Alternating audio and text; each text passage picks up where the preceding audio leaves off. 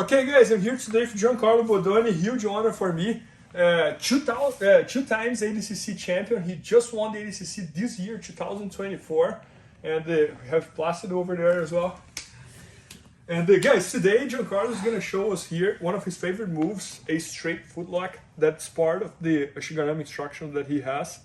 And he used this straight footlock in the so it was in my was a very famous match, right? Yeah, it was in my first round of EBI against Austin Baker, and one of the things that I cover in the instructional with straight ankles specifically was the idea of, as your training partner is motioning towards an escape, just being able to follow the submission and identify when's the time to stay with that submission, when's the time to switch to another variation of submission, or when's the time to try to chase the positional advantage. So say, for example, the guy's spinning out of an ankle lock or a heel hook and know when to use that to get into top position, or know when to use his defense to maybe transition from a straight ankle to a heel hook or vice versa. So one of the things about that specific submission in that competition was that my partner was able to move from a belly down position back to his hip, back belly down, and I had to make some adjustments that allowed me to keep the submission. Yeah, no, I'm curious to learn.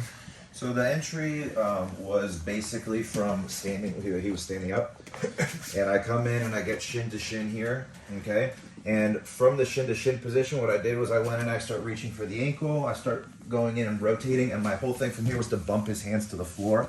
Go to the just step. I bumped his hands to the floor, so I got a good exaggerated bump of his hands to the floor, and I started locking up from here. Right from this position, I had two legs. All I did was I started extending my partner out and going straight to a belly down straight ankle lock. So from this position, belly down, you can kind of get away with slightly less refined mechanics, but we still want to make good adjustments here. So what I did was I took my outside foot and I curled it inside my partner's knee, and then from this position I started to look to take his heel in front of my rib cage. So when I get to this position, I'm one-handed straight ankle.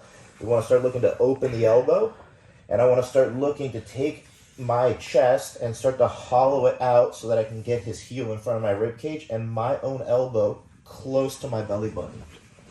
So I really want to think about from here, his whole foot is in initially, my forearm's a little bit more down on the calf. I want to start to open my elbow, hollow out my body, and then cut the elbow in, and you can see that Plácido's heel kind of disappears from behind me, and it comes in front. That's going to make it significantly tighter. Now I can absolutely finish this one-handed, provided I keep my hand nice and high. All I'm going to do is from here is I'm going to post my hand on the floor. I'm going to use that to extend, almost as if I wanted to pull and straighten Plácido's leg. And then I put my head down on the floor, my knees go wide, and you get a really tight finish here. What my opponent did was that as I was in the process of cutting the elbow in, before I could really get it in, there's already pressure here, right? Because it's belly down. So like I said, you can kind of get away with poor mechanics. You see people finish all the time by just grabbing and straightening. But so what he did was he was smart and he started to back step and go back to his hip. So yes, exactly. We started to fall and we ended up in this position here. So from here, again, I have to start making an adjustment. I don't have the strength of a belly down position. So if I try to extend him from here, it's going to be hard for me to do it. So we post inside of the knee and I extended him out and away so that I can, again, cut that heel in front. Okay, and then from this position, he started to feel that pressure again. And as I started to fall to his shoulder and bring my foot over the top, which is ideal for me to finish from this position, he took another step over. And when he did that, we finished in the belly down position again. Only I didn't have to make the adjustment from the belly down position because I already did it from the position where I was on the hip. So now from here, my head is on the floor. I bring my hand high. I extend the head out and away. I relock my hands, and now watch as my knees start to splay. You get a really tight finish. Okay, with that straight ankle. So it started off belly down. before I can make the adjustment. Yeah, you made a few transitions, like you start with the straight foot lock, you go better now, you come back and you go better now again. Yeah. That's kind of what it feels. One of the things that's really good about a straight ankle lock is that the Achilles grip that you have makes it so that even though when he starts spinning back and forth, you have an easier time of staying connected to the leg than with a heel hook. Yeah. With a heel hook, a lot of times the guy spins and it gets loose and he runs out. But with a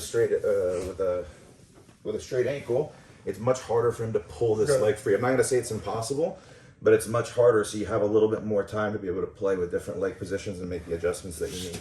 Yeah, no, and the one interesting thing about you is that you were not a foot lock dash leg lock guy. Yeah. And now it's becoming part of your game, kind of thing. Like for example, I remember in the first ADCC against Hugan, man, he has one of the best heel hooks in the game. You're exchanging foot locks with him, and you catch him with the foot lock. So how this happened on your game? When you were trying to implement, or what did you focus first? Like defending the legs, attacking the leg? What's the process there? Kind of both at the same time, because I needed to learn defensive principles and concepts and just the basic techniques for defense.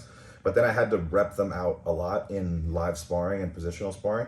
And when you're doing positional sparring, you're attacking and defending, right? You're going back and forth with your opponent. So I was kind of able to work on both at the same time.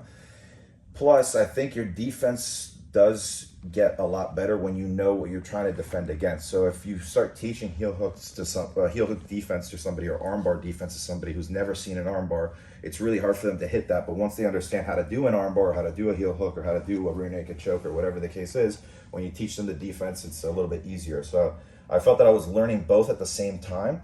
Specifically, the reasoning why, I think, was because when I was full-time, or I would say mainly focused on the gi, when I specifically from guard position, like where we started off from today, well, the guards in jiu-jitsu with a gi allow you to have so much more control of the upper body. So I can pull people into triangles when they stand and things like that.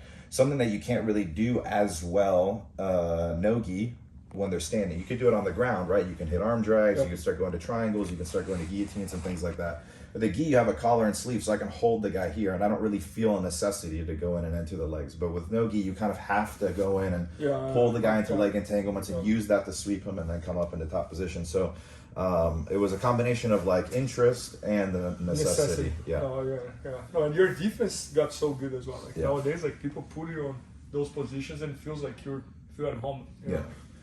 And no, that's incredible. Yeah, so guys, Giancarlo has an entire instruction all about the Ashigarami, and the straight foot lock is part of that instruction. So make sure to check it out. It's already at IBJJFanatics.com. And as you guys can see, he's an amazing instructor, not only like a great athlete, but also an amazing instructor.